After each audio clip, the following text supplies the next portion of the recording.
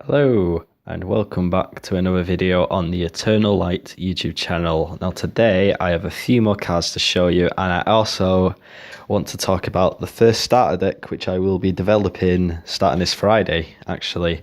And some of the digital art is actually done for this card series, as you might be able to tell by Soldier of Light, because he's actually now the official profile picture for Eternal Light himself. He's probably one of the he's a common, but he's now like the mascot for Eternal Light, I guess.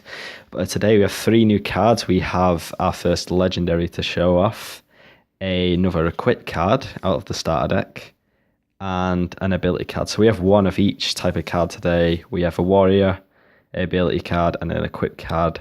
So let's start off with the first one, which is Solar Charge.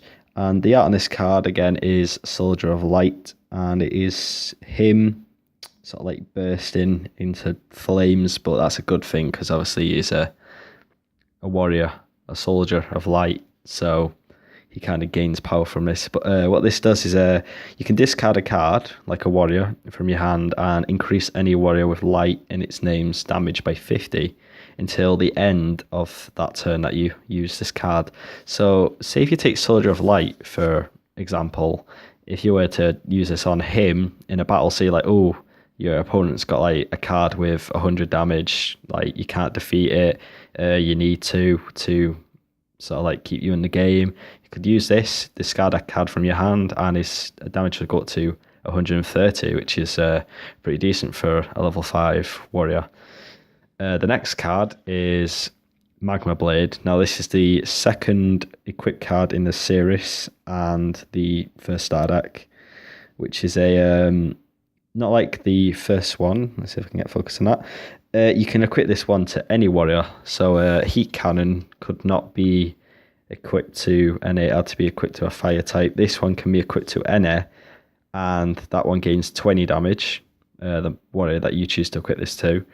But it's also got a bonus for if it is a fire type, because this deck is mostly around fire types, light types, that kind of thing, even though there are some that don't actually have the fire type in its logo in the top right, actually. So that's the second one anyway. So each starter deck, by the way, will consist of 3 equip cards. The maximum you can have in each deck, I'm still determining, working on, but the maximum is going to be 5 anyway, because I don't want people having too many equip cards in a deck, because these are I wouldn't say they're too powerful, but I would say they are kind of overpowered, because you can only use 1 equip card on a warrior anyway, you can't have 2 or more. Let's get into the last card anyway. So this is the legendary from the starter deck, and this is Lustrous Dragon of Light, and this is probably the prized card to have out of this starter deck. This is the best card with 250 damage, 170 defense, and it's a level 20. So to sort of bring this card out, this level 20, you would need to have warriors on your field up equal to level 15 or higher if all the levels are combined, or you could have 20 or higher, I don't know. But how this would work is to summon this, say if you had warriors equal to level 20, you couldn't just sacrifice them and just like, well, bam. Well, you could, but you need to have your you need to have not summoned a warrior that turn. So like you need to have your a bit, well, your privilege, I guess, to summon. But yeah, if you have 15 levels, a monster's like 3 level 5s are on the field, let's say, sacrifice all of them and bring this bad boy out, because he is a really good card. And his ability, being one of the best, I'd say, is once per turn, you can send a warrior with light in its name to the afterlife and inflict damage to your opponent equal to the damage of the light monster that you sent. So let's say he's not really a good card to choose, but Defender of Light, sacrifice him, 20 damage to your opponent. So this dragon being a really good card, I'd say. He's got a really good ability as well, and yeah, that's why he's legendary, I'd say, and the best card in the deck.